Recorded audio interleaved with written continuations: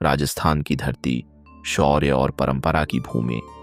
वहीं एक छोटे से राज्य कुड़की में लगभग 1498 के आसपास एक राजघराने में जन्म हुआ एक ऐसी बालिका का जिसका नाम था मीराबाई। पर यह कोई साधारण राजकुमारी नहीं थी। इसके जीवन का रास्ता बचपन से ही अलग लिखा जा चुका था। एक दिन छोटी सी मीरा अपने आंगन में खेल रही थी। तभी उसने देखा एक बारात जा रही है, ढोल नगाड़े, सजावट, दूल्हा। मीरा ने अपनी माँ से मासूमियत में पूछा, माँ, मेरा दूल्हा कौन होगा? माँ ने मुस्कुराकर बिना सोचे समझे एक छोटी सी कृष्ण की मूर्ति उसकी ओर इशारा करके कह दिया, यही तुम्हारे पति हैं। वो एक साधारण सा जवाब था, लेकिन मीरा के लिए वो जीवन का सत्य बन गया। उस दिन से उसने कृष्ण को अपना पति, अपना प्रेम, अपनी पूरी दुनिया मान लिया।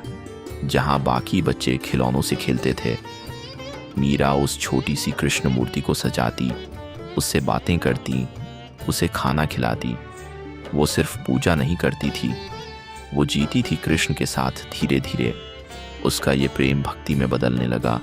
वो गाने गाती, मेरे तो गिरधर गोपाल, दूसरों न कोई। उसकी आवाज में इतना भाव होता था कि सुनने वाला हर इंसान कुछ पल के लिए खुद को भूल जाता। समय बीता और राज परिवार की परंपरा के अनुसार मीरा का विवाह हुआ मेवाड़ के राजकुमार भोजराज से। वो अब चित्तौड़गढ़ के महल में आ गई, जहां शान शौकत, मर्यादा और नियम ही नियम थे। लेकिन मीरा के लिए ये सब मायने नहीं रखता था, क्योंकि उसका दिल, उसका जीवन पहले ही कृष्ण को समर्पित हो चुका था। महल में मीरा का कृष्ण प्रेम धीरे धीरे सबको खटकने लगा। एक राजपूत रानी जिसे युद्ध, कुल की इज्जत और राजधर्म निभाना चाहिए, वो मंदिरों में जाकर गाती थी, साधुओं के साथ बैठती थी और कहती थी, मेरे पति तो केवल श्री कृष्ण हैं।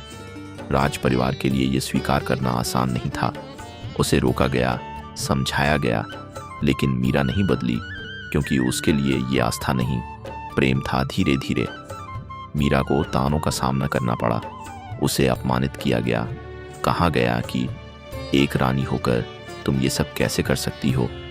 लेकिन मीरा हर बार सिर्फ एक ही बात कहती, मैं तो अपने गिरधर के रंग में रंगी हूँ। महल के भीतर वो अकेली पड़ती जा रही थी, लेकिन अंदर से वो पहले से ज्यादा मजबूत हो रही थी।